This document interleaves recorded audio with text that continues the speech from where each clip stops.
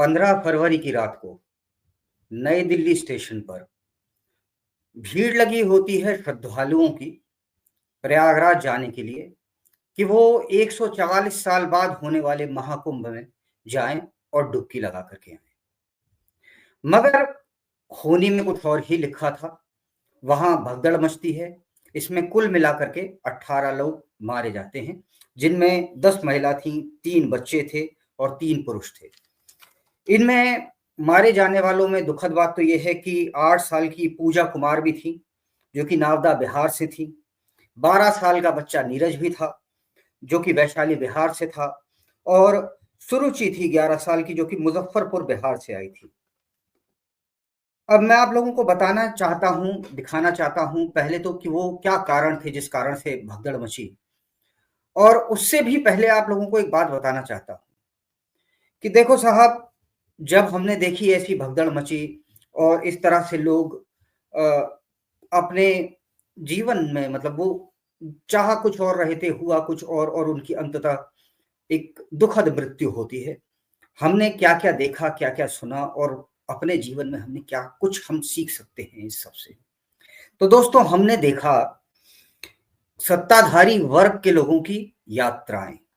वीरेंद्र सचदेवा, जो भारतीय जनता पार्टी के दिल्ली प्रदेश के अध्यक्ष हैं, वो अस्पताल जाते हैं। ये जितने भी लोग थे ये एलएनजेपी हॉस्पिटल में भर्ती किए जाते हैं। लोक नायक जयप्रकाश अस्पताल है वहीं पे पास में है। वहाँ न सिर्फ एलएनजेपी के मतलब 15 सदस्यीय टीम डॉक्टरों की सरकार ने करी।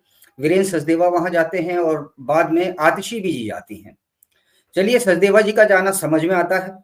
आतिशी हालांकि कार्यवाही मंत्री हैं, वो जाती हैं। वो समझ में इसलिए नहीं आता कि जो मुख्यमंत्री अपने यहाँ की बारिश का मैनेजमेंट नहीं कर पाए, वो आकर के अब इतने बड़े महाकुंभ पर, जहां पर पूरे प्लेनेट के सबसे ज्यादा लोग इकट्ठे हों, वहां उस विषय में वो आकर के जानकारी दें, अपना ज्ञान बांटें। ये चीज शोभा नहीं देती। फिर हमने यहां पर देखा दोस्तों, सहायता राशि का ऐलान। सहायता राशि करी गई है 10 लाख रुपए की। जो मृतक हैं उनके लिए 2.5 लाख रुपए। हमने देखा खेद, और खेद भी उनके द्वारा आ रहा है जिन लोगों ने 15 मिनट के लिए पुलिस हटाने की बात करी थी। वो कह रहे हैं कि श्रद्धालुओं के, यानी कि ओवैसी ओवैसी कह रहे हैं कि मेरे को बड़ी सांत्वना है, बीजेपी को ठीक से काम करना चाहिए। मैं कोई बीजेपी का पक्षधर नहीं हूं, लेकिन ये बात मेरे को बड़ी अचरज की लगती है कि जो व्यक्ति हिंदुओं के लिए कह रहा था पुलिस हटा दो, तुम 100 करोड़ हो, हम 25 करोड़ हैं, हम तुम्हें बता देंगे। करोड़ तो बोल नहीं पाता, करोड़ करोड़ बोलता है। हम 25 करोड़ है, तुम 100 करोड़ हो, हम तुम्हें बता देंगे, 15 मिनट के लिए पुलिस हटा दो। अगर हिंदू श्रद्धालु जो है वो भगदड़ में मारा जा रहा है, तो तुम्हें मतलब ओवैसी, तुम्हें किसी भी प्रकार से अपनी सांत्वना जाहिर करने की कोई जरूरत, कोई आवश्यकता नहीं है। मैं एक हिंदू हूं, प्रैक्टिसिंग हिंदू हूं, कट्टर हूं और महाकट्टर हूं, काफिर हूं, बुत परस्त हूं, और डायरेक्टली कहता हूं ओवैसी, हमें आपके सांत्वना की कोई जरूरत नहीं। अब हमने और क्या क्या देखा? हमने देखा जनता की आहें कराहें। एक बात बताइए, मैंने आपको शुरू में बताया, एक 8 साल की लड़की, एक 11 साल का बच्चा, एक 10 साल का बच्चा, इनको आप मतलब क्या 11 लाख में आप मतलब मोल तोल रहे हो? उसकी जान की कीमत सिर्फ 11 लाख थी? या पैसे से ही क्यों तोल रहे हो यार? अगर आपको उसकी जान की इतनी वैल्यू थी तो आप एक काम करते, आप मैनेजमेंट ढंग का करते, वहां कोई गड़बड़ ना होने पाती, इस बात का ख्याल रखा जाता। दरअसल दोस्तों, हम एक ऐसे दौर में जीते हैं जहां हमारे भारत भाग्य विधाता संसद में आते हैं। जनता के पैसे, मतलब 2 करोड़ रुपए शायद हर घंटे का खर्चा है संसद का। उस पे वो आपका जो पैसा जो आपने दिया है ना, उस पे वो वॉकआउट करना ज्यादा पसंद करते हैं कि जी उनने वॉकआउट कर दिया। बाहर जैसे आपने कभी देखा हो, राहुल गांधी, जगदीप धनखड़ जो हमारे देश के उपराष्ट्रपति हैं, उनकी मजाक उड़ा रहे, उनकी मिमिक्री करके दिखा रहे। राहुल गांधी जी एक बार आए भी थे, लोकतंत्र बचाने के लिए चले गए, वो एक वृद्ध सांसद का सर फोड़ के। और लेकिन ये at the end of the, इसमें पैसा किसका बर्बाद जा रहा है?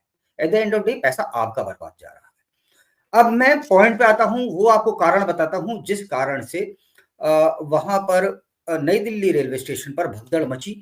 और लोग बाग जो श्रद्धालु थे, लोग बाग भी नहीं, मैं तो श्रद्धालु कहूंगा, जो श्रद्धालु थे वो उनकी जो मैं कहूंगा जो दुखद जो उनका अंत हुआ, जो कदाचित कभी नहीं होना चाहिए था, वो क्यों हुआ?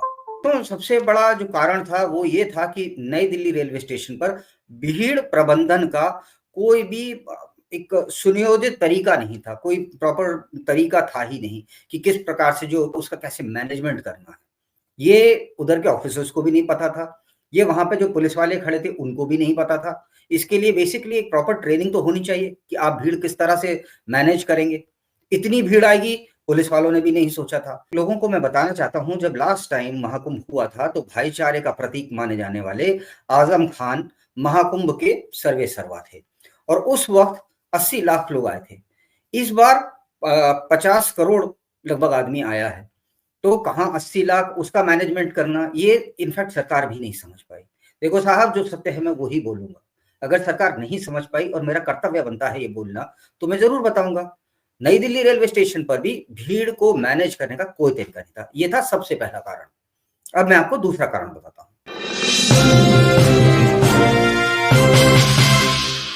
देखिए दोस्तों, वहां पर 3 ट्रेनें थी जिनके डिले होने से वहां पर भीड़ बढ़ गई। 14, 15 और 16 नंबर प्लेटफॉर्म पर।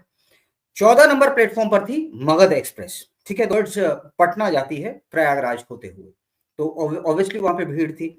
दूसरी एक ट्रेन थी उत्तर संपर्क क्रांति, ये प्लेटफॉर्म नंबर 15 पर थी, टुवर्ड्स जम्मू ये जाती है दोस्तों। कहा यह जा रहा है कि सीपीआरओ हैं हिमांशु शेखर उपाध्याय नॉर्दर्न रेलवेज के, वो कह रहे हैं हमने कुछ भी बदला नहीं था, कोई प्लेटफॉर्म बदलने की अनाउंसमेंट नहीं हुई थी, हम नहीं जानते, और एक जांच भी बिठाई गई है। मगर मैं ये पूछता हूँ, जांच 2 सदस्यीय टीम कर रही है और ये 2 सदस्यीय टीम रेलवेज की ही है, सरकार के आदेश पे रेलवेज अपनी ही इंक्वायरी कर रहा है, तो कहीं ना कहीं प्रश्न चिन्ह लगता है कि वो इंक्वायरी का नेट रिजल्ट क्या होगा। तो ये 3 ट्रेनें थी और तीसरी थी प्रयागराज एक्सप्रेस। अब इनमें से क्या हुआ, मगध और उत्तर संपर्क क्रांति, इनमें फेरबदल होता है टाइमिंग में फेरबदल होने की वजह से जो लोग बाग थे वो इधर उधर होने लगे। कई जगह कहा जा रहा है कि अनाउंसमेंट डिफरेंट प्लेटफॉर्म का करा गया था। सीपीआरओ जो हिमांशु शेखर उपाध्याय हैं वो मना कर रहे हैं कि कुछ नहीं बदला गया था। तीसरा एक बहुत बड़ा कारण है कि जब भीड़ बढ़ रही थी और इतनी बढ़ रही थी, जैसा कि वहां पर एक कुली है, कुली का एक बयान आया है, आप लोग भी देखिएगा अगर गूगल पे देख पाए। कुली ने कहा, लेकिन मैंने आज तक इतनी भीड़ नहीं देखी, कभी नहीं देखी, अपनी पूरे जीवन काल में नहीं देखी।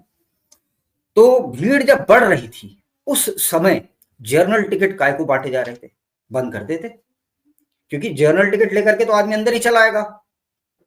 अब वो एक बार अगर अंदर आ गया तो वो कोशिश करेगा अंदर बैठने की।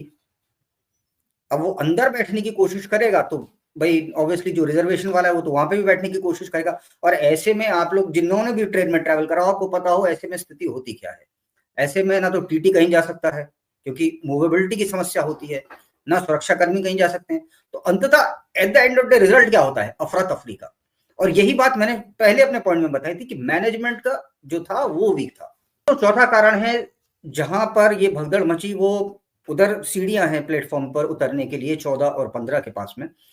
वहां पर उतरने के लिए जो जगह थी वहां लोगों को हटाया नहीं गया, ये भी मैनेजमेंट का ही एक हिस्सा है। भाई आप देख रहे हो जगह भीड़ एकत्रित हो रही है, सीढ़ियों के पास हो रही है, और यूजुअली जब भी आप जाएंगे रेलवे स्टेशन पे आप देखेंगे सीढ़ियों के आसपास ही लोग ज्यादा खड़े होते हैं। तो वहां पर से जब उतरने का कोई रास्ता था वहां से भीड़ को मैनेज करते हटाते। अब ये उपाध्याय जी जो सीपीआरओ हैं नॉर्दर्न रेलवेज के, इन्होंने भी यही कहा था कि एक आदमी का पैर फिसला उसके बाद वहां भगदड़ मच गई।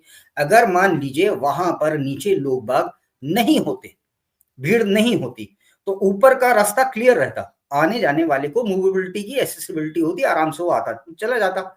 लेकिन एक आदमी का पैर फिसला, नीचे ब्लॉकेज है, क्यों, लोग बाग इतने सारे खड़े हुए हैं, तो जो फिसल गया उसके पीछे से जो आ रहा है वो उसे धक्का देगा, तो अंततः तो स्टैम्पीड होगी ना।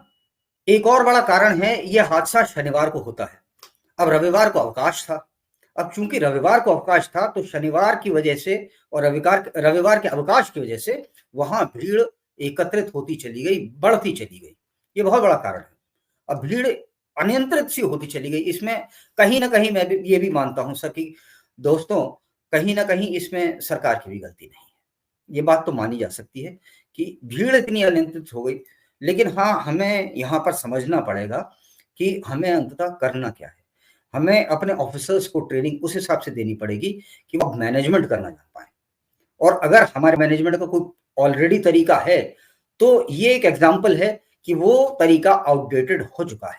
हमें एक नए तरीके की ज़रूरत है, जिससे हम जहाँ पर इकट्ठा होता है, जहाँ पर भी होता है, जहाँ पर भी जनता आती है, जहाँ पर जनसमूह इकट्ठा हो रहा है, वहाँ उसको हम मैनेज कर पाएँ। 2 ट्रेनें दोस्तों और लेट थीं, उनका नाम है स्वतंत्रता सेनानी एक्सप्रेस और दूसरी का नाम है भुवनेश्वर राजधानी एक्सप्रेस।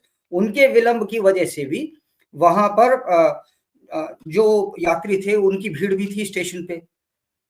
तो ओवरऑल मैं आप लोगों को एक बात पूछता हूँ, नई दिल्ली स्टेशन में आप देखिए पूरे इंडिया से आदमी आता है, भीड़ बहुत ज़्यादा है। आपको पता है नई दिल्ली स्टेशन के आस-पास बहुत सारी अवैध दरगाह हैं। अब मुझे पहली बात तो ये समझ में नहीं आता ये कौन-सा पीर-फ़कीर है जो कभी पुल पे मर जाएगा, कभी रेलवे स्टेशन के पास मरेगा और सीढ़ियों रादर जो ट्रैक्स हमारे जा रहे होते हैं वहीं पर इनकी मज़ार बनती है, वहीं पर ये जनसंख्या बहुत ज़्यादा एकत्रित होती है। कहीं ये हमारे लिए खतरे की घंटी तो नहीं है? अगर है तो सरकार को ये चीज़ देखनी चाहिए। कई जगह सरकार को थोड़ा हार्ड स्टैंड लेना पड़ता है और लेना चाहिए भी। तो ये थी आज की बातचीत। उम्मीद करते हैं हम फिर मिलेंगे, जल्द मिलेंगे और इस आशा के साथ मिलेंगे कि दोबारा ऐसी दुर्घटना कभी ना हो। नमस्कार, जय श्री राम।